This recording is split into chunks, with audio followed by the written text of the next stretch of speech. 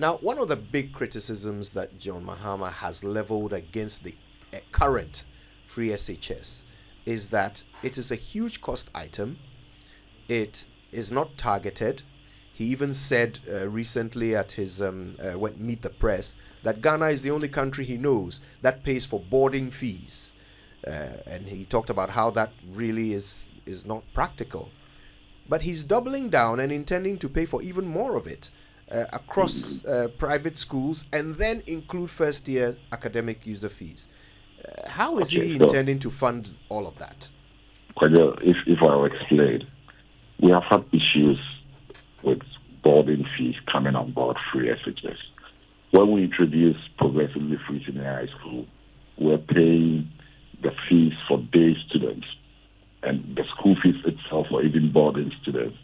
And that is what we emphasized on initially.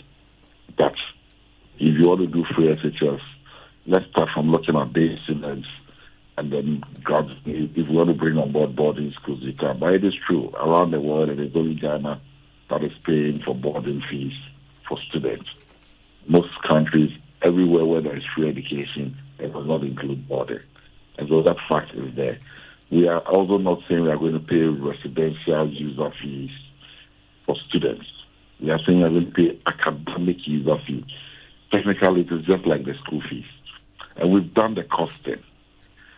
It's currently, the figures we have is accurate, which I believe rightly so. Currently, we have this academic year, 123,000 students enrolled in the various public universities. The faculty, the academic user fee per school, depending on the school, ranges between 1,800 and 2,200. Maximum 2,200, lowest is 1,800. If you do the mathematics, it comes up to about 220 million Ghana cedis, which is less than $30 million in total. That is less than 10% of how much we are spending on free SHS. Now, where are we getting the funding from?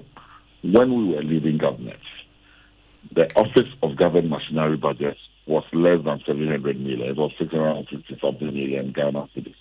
And that is how much we are using when we're in government throughout. Over the last 7 years, it has increased to a whopping 2 billion Ghana cedis every year. What the NDC says is that we don't need that 2 billion to run the Office of Government Business. And so we are willing to take that 250 million if even the numbers increase in 2025, 2026. That 250 million Ghana cedis that we will require to pay for the academic user fee for first-year students. That is where we are going to get the money from. We are going to take that money off that because we are not going to use that 2 billion that the government is using to pay for necessary things at the presidency. And so that is where we intend to find the funding from. And the rationale is this. The transition between SHS and the university is becoming a problem for most students. In the last few months, I believe we've seen many times brilliant students whose results have been seen on social media for help. For every student to be able to register at a public university, the first thing is you have to pay your academic user fee before you are even able to register and get onto the portal and register. And then the hostels, or if you are not in residence, you don't go and pay the residential user fee. And then the faculty fees are paid later on. The biggest chunk of what they pay, apart from the hostel fee, is the academic user fee, which is what you require to register. And so government wants to make the transition. The child has been going to school from secondary school for free. Now he's transitioning to university, and you're asking him to pay fees. Some can pay, but not everybody can pay. So let's make the transition smooth. For the first year students, let's absorb that amount and support them so that they can enter. When you enter, you can now access the Student Loan Trust Fund Plus. And until you become a student of the school, the law that regulates the trust fund only supports students of tertiary institutions. And so if you are not able to enroll to become a student of a tertiary institution, you are not able to access the fund. So if we even ask you to go and access the fund, because you are not a student yet, you can't access the fund. So let's help you to become a student.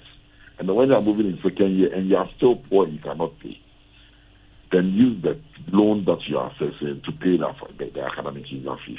And so that is the rationale. Right. so that the transition becomes smooth for all the students who are struggling to right after secondary school. There is no money, and it even becomes more dangerous educating them at that level and leaving them to hang in a system.